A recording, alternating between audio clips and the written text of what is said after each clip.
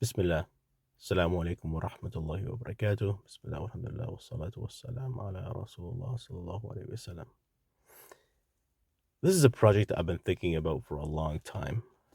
That being said, I thought I'd put this idea out there at least so that if anybody wants to either collaborate or if they have resources for this, would love to hear from you. You can either email me or put a message in the comments, inshallah. Email is better as I don't always see the comments. Now, that being said, so what is the idea? Look,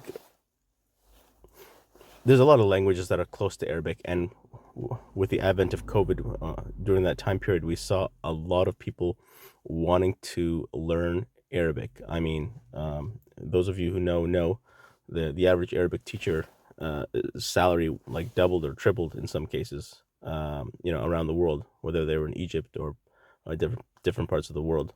So there's definitely a rise in popularity in wanting to learn Arabic and an increased demand. So that being said, I think an important segment of that population is people who speak Urdu or the Indo-Pakistani community. Alhamdulillah, the Somali community is also on top of their game. MashaAllah, Allah Mubarak. There's many other communities around the world that are mastering Arabic. Some people who have just even reverted to Islam. Their Arabic is phenomenal, alhamdulillah, by the permission of Allah subhanahu wa ta'ala. And so on that note, I'm just going to start with a quick story, that doesn't really matter your background, but it matters about your niyyah, your dua, and from my own personal experience and from the advice that I was given, having a connection to the Quran from the beginning, that will just, whether, place barakah in your Arabic learning journey or just excel it tremendously. Okay, so now let's get to the actual idea. Look, there's probably, I pasted a couple links here, and I was kind of surprised to find, like, I was looking for pretty comprehensively, thoroughly for on the internet for a while. Where's that list of a list of all the Urdu words and Arabic words that are similar? So I'll give you an example. Waqt, for example. It's insan. Okay, there's so many mafhum sometimes is used by Urdu speaking people. Um, even words like mazah, right, which is like humor or funny.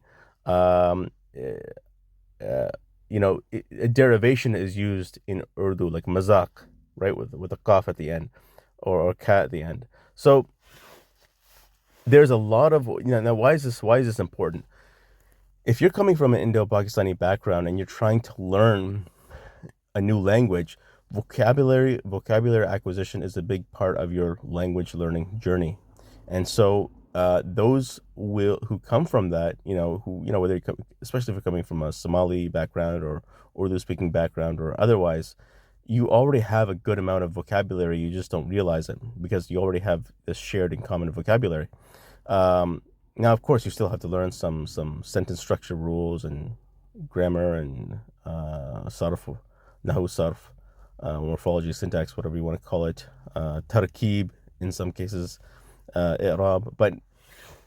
But let's just focus now here on this project. So, look, I was very ecstatic when at one point in time the Pakistani government announced that they're gonna be instituting Arabic across all of the curriculums across Pakistan, because if those of you who come from an Indo-Pakistani background, you know that some of the most amazing scholars are from the Indo-Pak region. Whether you're talking about Shah Waliullah or his grandson Shah Ismail or and so forth, right? So many amazing, that area. That area has just produced so many ulama, but with that also comes a little bit of some challenges. One of the challenges being, I find, is generally speaking in Indo-Pakistan, and again, this is more of a slight observation. It's not a general rule, so it's not applicable in every scenario. But it's the tajweed, right? The makharij al-huruf. That's one thing, and the reason why tajweed and makharij al-huruf is important is because, an accent kind of comes in handy in terms of learning the language, because it serves like a filter. It allows you to be understood by other people, and it allows you to understand. So this is one thing that does need to be improved in Pakistan. But the other thing is just Pakistan's connection to Arabic, and I feel, subhanallah, regions like that, would benefit tremendously. I mean, number one being obviously a more appreciation and connection to the Quran and Sunnah.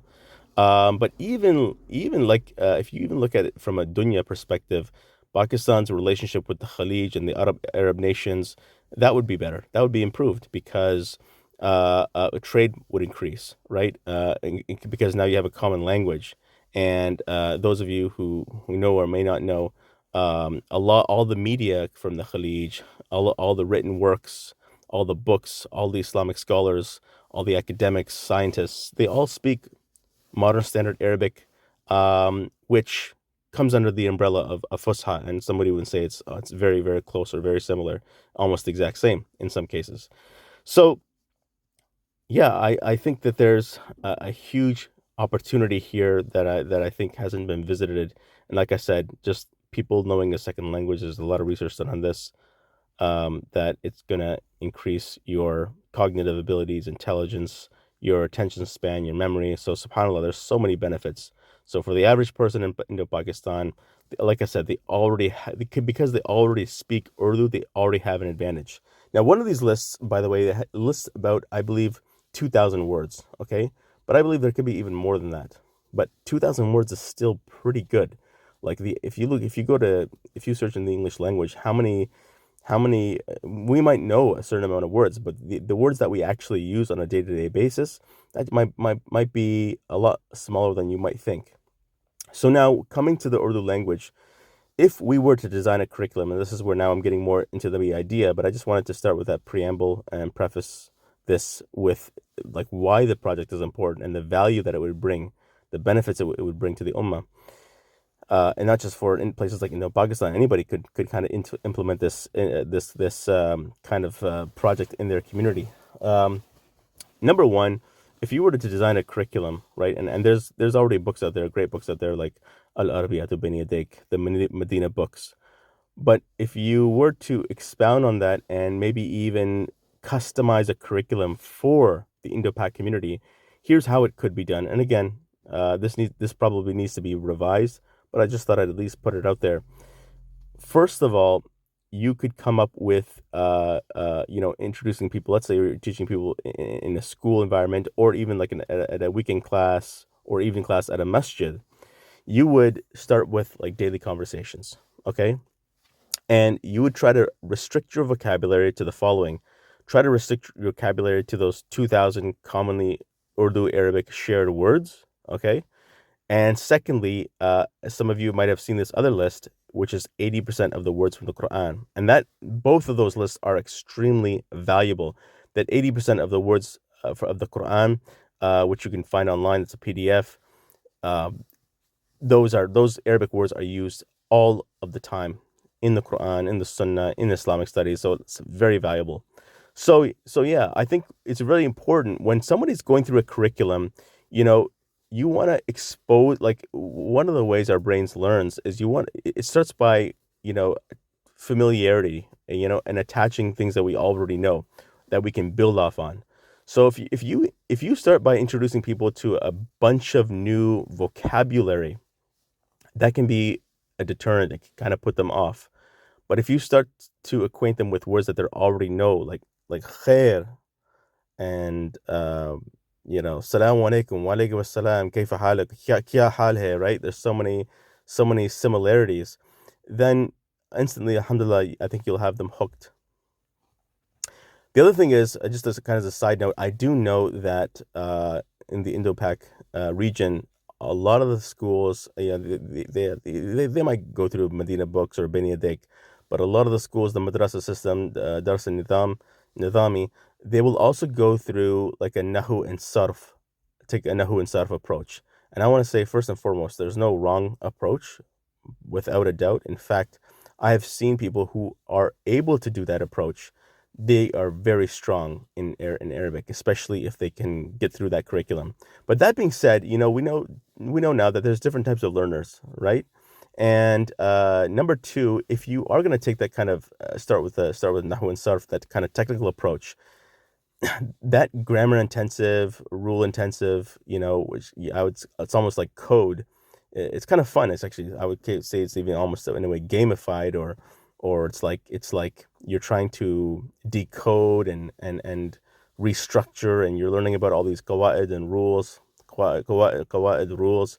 Um, it is fun, but I found me personally, I find it more fun now than I did in my earlier journey in Arabic, because alhamdulillah I have a little bit of vocabulary now. So introducing people to a little bit of vocabulary, like especially classroom vocabulary, that I think is really important. So again, if I were to do this from the start and build out a curriculum, that's the first three things I would build off on, is the common, and again, assuming that the target audience is the Indo-Pak community, which again, a lot of people from that community are learning Arabic already. They're interested in Arabic, they want to learn Arabic, but sometimes the journey is not made easier. And if you look at the English language, how many resources are there for the English language? There's so many apps, so many games, so many books, so many videos, so many this and that, you know.